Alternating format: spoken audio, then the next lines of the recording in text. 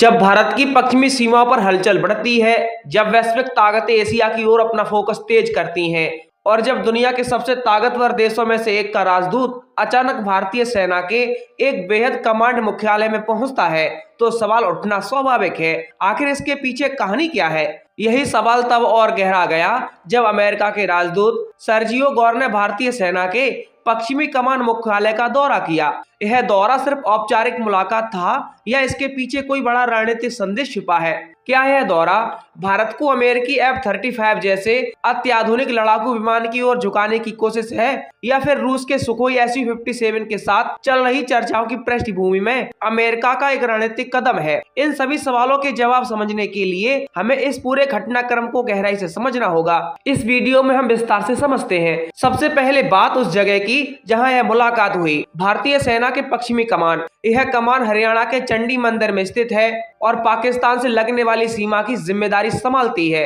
यही वह मोर्चा है जहां से 1965 और 1971 के युद्धों की निर्णायक नीतियां बनी। यही वह क्षेत्र है जहां नियंत्रण रेखा से लेकर अंतर्राष्ट्रीय सीमा तक हर गतिविधि पर पैनी नजर रखी जाती है। ऐसे में जब अमेरिकी राजदूत यहां पहुंचते हैं तो यह केवल शिष्टाचार भेंट नहीं मानी जाती है, बल्कि इसे सामरिक संकेत के रूप में देखा जाता है। इस दौरे के दौरान अमेरिकी प्रतिनिधिमंडल ने पश्चिमी कमान के commander lieutenant general Manoj Kumar Katiyar से मुलाकात की। चर्चा में सीमा की मौजूदा स्थिति, आतंकवाद, ड्रोन खतरा और क्षेत्रीय सुरक्षा जैसे मुद्दे शामिल रहे।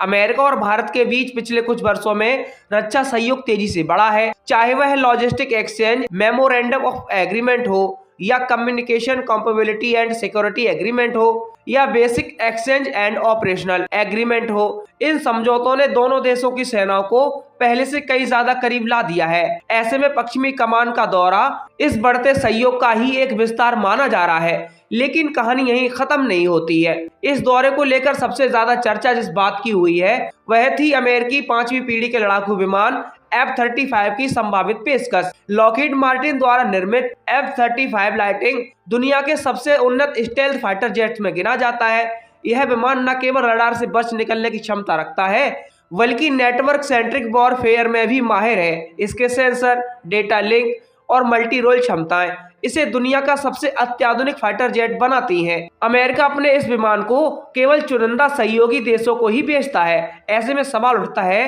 क्या भारत भी उस सूची में शामिल हो सकता है? भारत की वायुसेना इस समय अपने बेड़े के आधुनिकीकरण के दौर से गुजर रही है। MiG-21 जैसे पुराने विमान रिटायर हो रहे हैं, जबकि नई पीढ़ी के विमान शामिल किए जा रहे हैं। भारत ने पहले ही फ्रांस से राफेल खरीदे हैं और इस बार भी 114 राफेल की डील पक्की हो चुकी है और स्वदेशी AMCA परियोजना पर भी काम चल रहा है, यानी एमका पर भी काम चल रहा है। लेकिन 5वीं पीढ़ी के स्टेल्थ फाइटर की आवश्यकता को लेकर रणनीतिक हलकों में चर्चा भी जारी है। ऐसे में F-35 का नाम स्वाभाविक रूप से सामने आता है। हालांकि भारत सरकार ने आधिकारिक तौर पर कभी यही नहीं कहा कि वह F-35 खरीदने पर बातचीत कर रही है। संसद में दिए गए जवाबों में भी विदेश मंत्रालय ने स्पष्ट किया है कि ऐसी कोई औपचारिक चर्चा नहीं हुई है। फिर भी रक्षा विश्लेषकों का मानना है कि अमेरिका भारत को अपने रणनीतिक दायरे में और मजबूती से जोड़ना चाहता है। अब दूसरी ओर रूस का विकल्प भी मौजूद है। सुखोई द्वारा विकसित सुखोई Su-57, जिसे हम कहते हैं Su-57,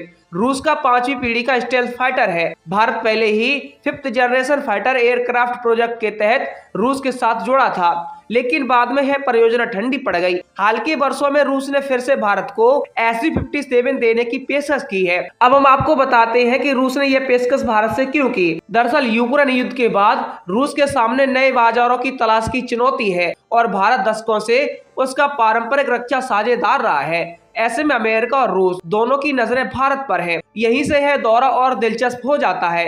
क्या अमेरिका यह संदेश देना चाहता है कि यदि भारत रूस के साथ आगे बढ़ता है तो उसे रणनीतिक संतुलन पर पुनर्विचार करना होगा, या फिर अमेरिका भारत को इंडो पैसिफिक रणनीति में एक प्रमुख साझेदार के रूप में देखता है और पश्चिमी मोर्चे पर सहयोग बढ़ाना चाहता है? विशेषज्ञ मानते हैं कि यह दौरा बहुस्तरीय संदेश देता है। एक तरफ यह भारत अमेरिका रक्षा संबंधों की मजबूती को दर्शाता है, दूसरी ओर यह क्षेत्रीय शक्ति संतुलन पर भी संकेत देता है। भारत की रणनीति पारंपरिक रूप से रणनीतिक स्वायत्तता की रही है, यानी वह अपने फैसले खुद लेता है। ना ही वह रूस के साथ जाता है और ना ही खुलकर अमेरिका का समर्थन करता है। वह अपने राष्ट्रीय हितों के आधार पर फैसले लेता है। यही कारण है कि भारत क्वाड का हिस्सा होते हुए भी रूस से S-400 एयर डिफेंस सिस्टम खरीदता है। यही कारण है कि वह अमेरिका के साथ संयुक्त अभ्यास करता है, लेकिन ब्रिक्स और शंघाई सहयोग संगठन में भी सक्रिय रहता है। पश्चिमी कमान का दौरा इसी व्यापक रणनीतिक परिप्रेक्ष्य में देखा जाना चाहिए।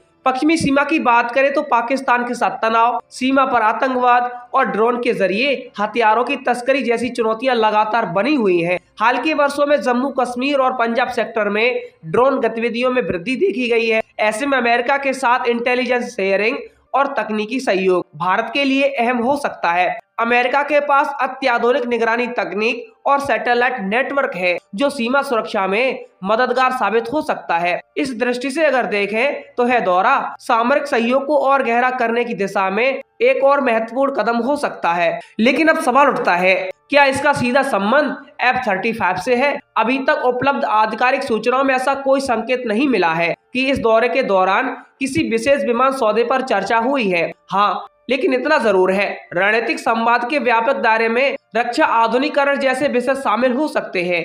अमेरिका जानता है कि भारत एशिया में उभरती शक्ति है और चीन के बढ़ते प्रभाव को संतुलित करने में उसकी भूमिका महत्वपूर्ण है। ऐसे में उन्नत सैन्य प्लेटफॉर्म की पेशकश भविष्य की संभावनाओं का हिस्सा हो सकती है। रूस यूक्रेन युद्ध के बाद वैश्विक समीकरण बदल रहे हैं।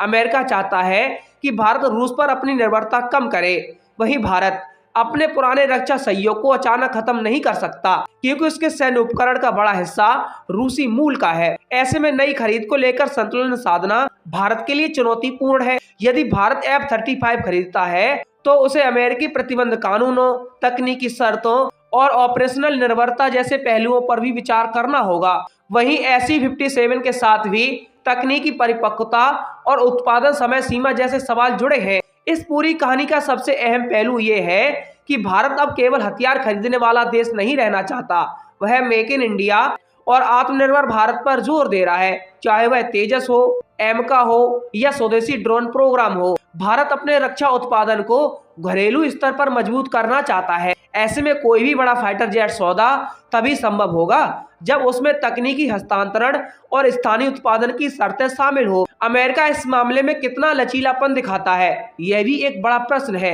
अब सवाल उठता है, तो क्या अमेरिकी राजदूत का पश्चिमी कमान दौरा किसी बड़े रक्षा सौदे की प्रस्तावना है? फिलहाल इसे सीधे तौर पर ऐसा नहीं कहा जा सकता। यह दौरा भारत अमेरिका रक्षा साझेदारी की निरंतरता का प्रतीक जरूर है। यह संदेश भी है कि दोनों देश क्षेत्रीय सुरक्षा पर मिलकर काम करना चाहते हैं, लेकिन इसे F-35 और SE-57 की दौड़ के रूप में देखना शायद जल्दबाजी होगी। यह कहना गलत नहीं होगा कि यह मुलाकात एक व्यापक रणनीतिक परिदृश्य का हिस्सा है। भारत अपनी बहुध्रुवीय कूटनीति को जारी रखते हुए सभी विकल्प खुले रखे हुए है। अमेरिका और रूस दोनों भारत के साथ गहरे रक्षा संबंध चाहते हैं। आने वाले वर्षों में भारत किस दिशा में कदम बढ़ाता है, यह उसकी सामरिक जरूरतों, आर्थिक क्षमता और तकनीकी प्राथमिकताओं पर निर्भर करेगा।